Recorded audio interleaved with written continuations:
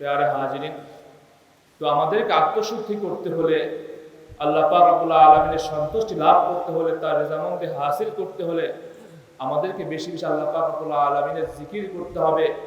যে জিকিরের মাধ্যমে বান্দার কলব অন্তর পরিষ্কার পরিচ্ছন্নতা লাভ করে। অন্তরে যদি কোনো কালো দাগ থাকে, সেই কালো দাগ মুছে যায় এই জিকিরের মাধ্যমে। প্যারে হাজিরিন, আল্লাহ পাক রব্বুল আলামিন কোরআন পাকে বলেন, বিসমিল্লাহির রহমানির রহিম, ইয়া আইয়ুহাল্লাযীনা আমানু যিকুরুল্লাহা যিকরান কাসীরা। বলেন না সুবহানাল্লাহ। প্যারে হাজিরিন, আল্লাহ পাক রব্বুল আলামিন তার বান্দাদেরকে নির্দেশ দিয়েছেন বেশি বেশি জিকির করার জন্য। রাসূল পাক সাল্লাল্লাহু আলাইহি ওয়াসাল্লাম বলেন, লিকুল্লি শাইইন সাকালা ওয়া সাকালাতুল কুলুবি যিকরুল্লাহ। প্রত্যেকটি জিনিস পরিষ্কার করার যন্ত্র রয়েছে, আর কলব অন্তরকে পরিষ্কার করার যন্ত্র হলো কি? আল্লাহ পাক রব্বুল আলামিনের জিকির। কি বলে ঠিক কিনা? কারণ কোন ব্যক্তি আমাদের অনেক সময় দেখা যায় আমাদের বিভিন্ন জায়গায় আমরা যখন কোথাও বসি অথবা কোনো একটা জায়গায় একটা টেবিলের উপরে অনেক জিনিস থাকে, দীর্ঘদিন থাকলে ওই জায়গায় একটি ময়লা পড়ে যায়। কি বলে ঠিক কিনা? সেদিকে আমরা সুন্দরভাবে একটি কাপড় দিয়ে হোক বা যেইভাবে হোক আমরা পরিষ্কার পরিচ্ছন্ন করি। কি বলে ঠিক কিনা?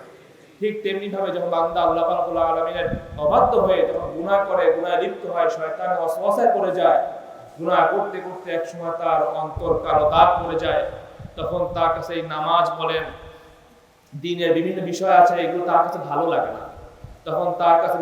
তখন সে যখন দেখে তার কাছে বিভিন্ন খারাপ জিনিস, এইগুলো তার কাছে ভালো মনে হয়। সেই জন্য যখন বান্দা আল্লাহ পাক রব্বুল আলামিনের বেশি বেশি জিকির করে, এই জিকিরের মাধ্যমে আস্তে আস্তে করে বান্দার কলব অন্তর পরিষ্কার পরিচ্ছন্ন হতে থাকে। একসময় বান্দার কলব পরিষ্কার পরিচ্ছন্ন হয়ে যায়। ঠিক তেমনি ভাবে ওই ব্যক্তি আল্লাহ পাক রব্বুল আলামিনের একজন খাঁটি বান্দা হয়ে যায়। বলেন সুবহানাল্লাহ। প্যারে হাজিরিন, তো আমাদেরকে জীবন গঠন করতে হলে, আমাদের আল্লাহ পাক রব্বুল আলামিনের সন্তুষ্টি লাভ করতে হলে আমাদের যেই কাজটি করতে হবে তার জিকির করতে হবে। মাসালুল লাযী ইয়াযকুরু রাব্বাহু ওয়াল লাযী লা ইয়াযকুরু কামাসালিল হাইয়্যি ওয়াল মাইয়্যিত। প্যারে হাজিরিন, রাসূল পাক সাল্লাল্লাহু আলাইহি ওয়াসাল্লাম বলেছেন, একজন জীবিত ব্যক্তি এবং মৃত ব্যক্তির মধ্যে পার্থক্য হলো যেই ব্যক্তি জিকির করে এবং যে জিকির করে না। যে জিকির করে সে হলো জীবিত ব্যক্তির ন্যায়, এবং যে জিকির করে না ওই ব্যক্তি হলো মৃত ব্যক্তির ন্যায়।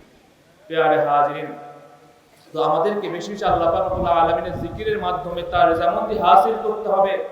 যে জিকিরের মাধ্যমে আমরা আল্লাহ তাআলার একজন খাঁটি বান্দা হতে পারি, আল্লাহ পাক রব্বুল আলামিনের একজন ঐকশী বান্দা হতে পারি।